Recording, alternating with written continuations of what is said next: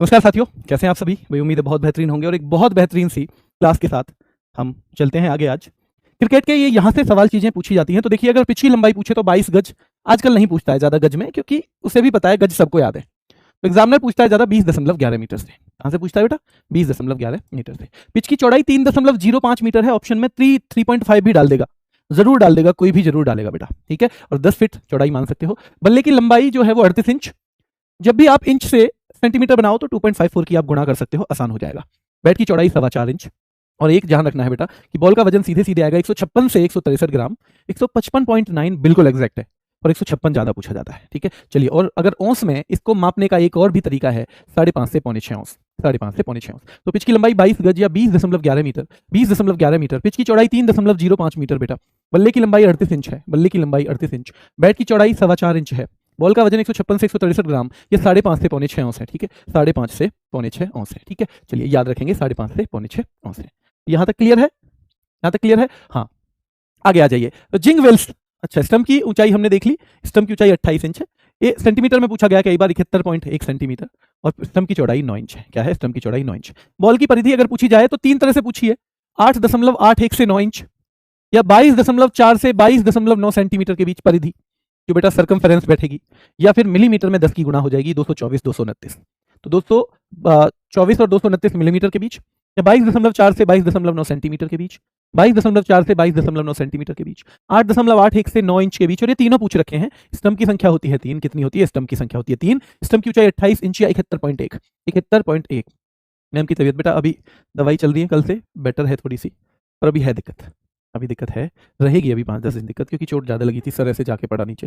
Sir थोड़ा सा sensitive तो होता ही है, पर आप सबकी दुआओं से बेटर है। स्टंप की चौड़ाई 9 इंच है, ठीक है। जिंग बेल्स जानते हो? वो बेल्स, पहले लकड़ी की बेल लगती थी। बेल क्या है? जैसे ये 3 स्टंप है, इन दोनों के ऊपर एक ऐसे रखी रहती है, इन दोनों के ऊपर ये तो बेल्स हैं। तो आजकल ये एलईडी बेल आ गई हैं। और ये कब से शुरू की गई थी? तो आईसीसी के T20 वर्ल्ड कप 2014 से शुरू की गई थी। 2014 से शुरू की गई थी। बेल्स का व्यास वैसे पूछा नहीं गया है, पर एक थोड़ा सा आइडिया रखना। डकवर्थ लुईस से सवाल पूछे जाते हैं। जब बारिश आ जाती है ना, तब ये डकवर्थ लुईस नियम लगाया जाता है। डीएलएस बोल देते हैं, डकवर्थ लुईस मेथड जो है, ठीक है। 1997 में आया इसका पहला प्रयोग। कई बार एग्जामिनर्स ने पूछा है। 1 जनवरी 1997 को जिम्बाब्वे और इंग्लैंड के बीच में, जिम्बाब्वे और इंग्लैंड के बीच में, 1 जनवरी 1997 को जिम्बाब्वे और इंग्लैंड के बीच में, ठीक है। आधिकारिक तौर पे वैसे आईसीसी ने इसे अपनाया है 99 में, पर सवाल यहीं से ज्यादा आता है। 1 जनवरी 1997, Zimbabwe England, Zimbabwe England, Zimbabwe England, ठीक है। डीआरएस की बात करें तो इसकी फुल फॉर्म है डिसीजन रिव्यू सिस्टम। अगर कोई एम्पायर गलत डिसीजन दे दे तो उसको रिव्यू करने के लिए पहली बार बेटा 2008 में यूज हुआ। किस किस के बीच में? भारत और श्रीलंका के टेस्ट मैच में।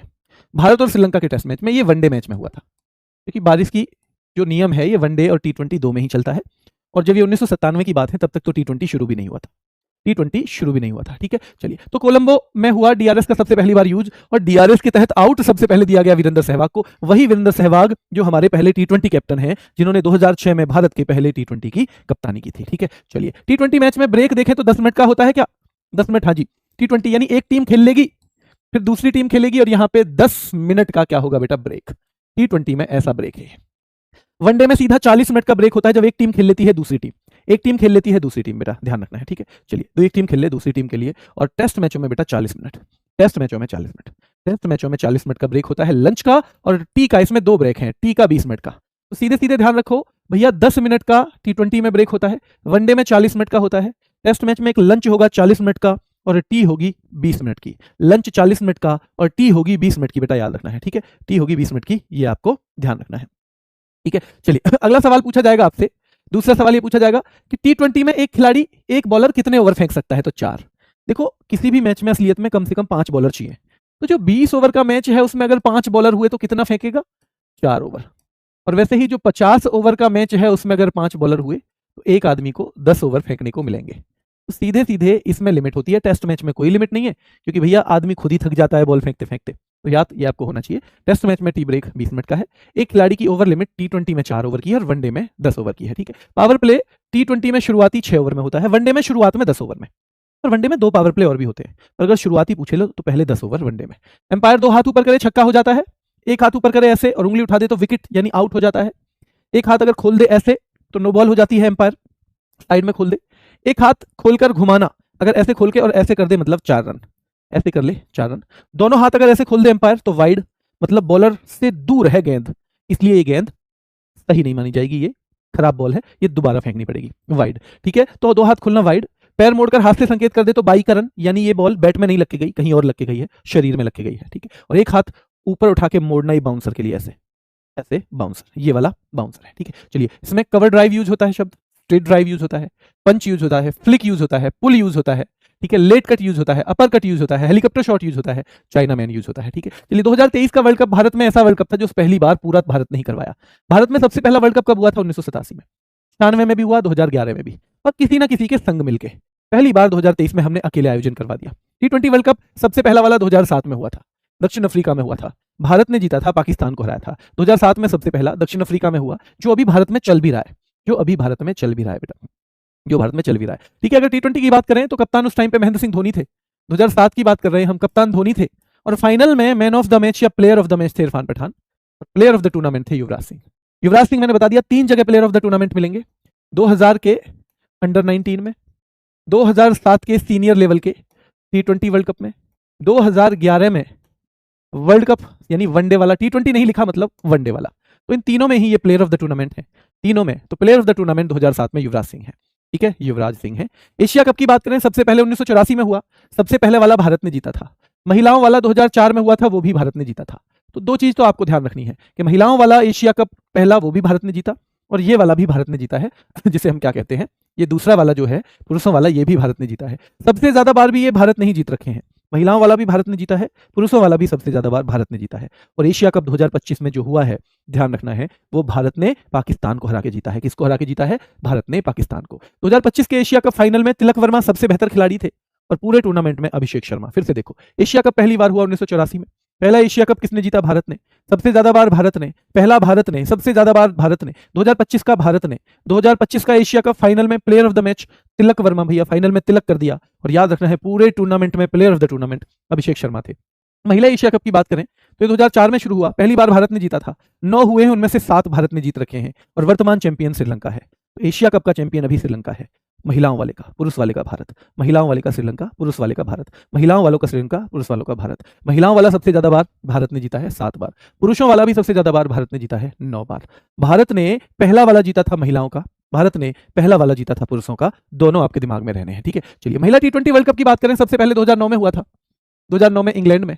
जैसे पुरुषों का 2007 में हुआ साउथ अफ्रीका में, महिलाओं का 2009 में इंग्लैंड में। पुरुषों वाला भारत ने जीता, महिलाओं वाला इंग्लैंड ने, यानी महिलाओं वाला हुआ भी इंग्लैंड में, जीता भी इंग्लैंड ने। महिलाओं वाला T20 सबसे पहले 2009 में हुआ था, हुआ भी इंग्लैंड में, जीता भी इंग्लैंड ने। सबसे ज्यादा बार ऑस्ट्रेलिया ने जीत रखा है। किसने? सबसे ज्यादा बार ऑस्ट्रेलिया ने जीत रखा है, याद रखना है। भारत ने T20 वाला कभी नहीं जीता, भारत ने T20 वाला कभी भी नहीं जीता है, चलिए ध्यान रखना है। 2007 में शाहिद अफरीदी थे? नहीं बेटा, युवराज सिंह थे, 2007 में युवराज सिंह थे। ठीक है, अगर आप बात करोगे प्लेयर ऑफ द टूर्नामेंट के तो युवराज सिंह थे। ठीक है, क्लियर है?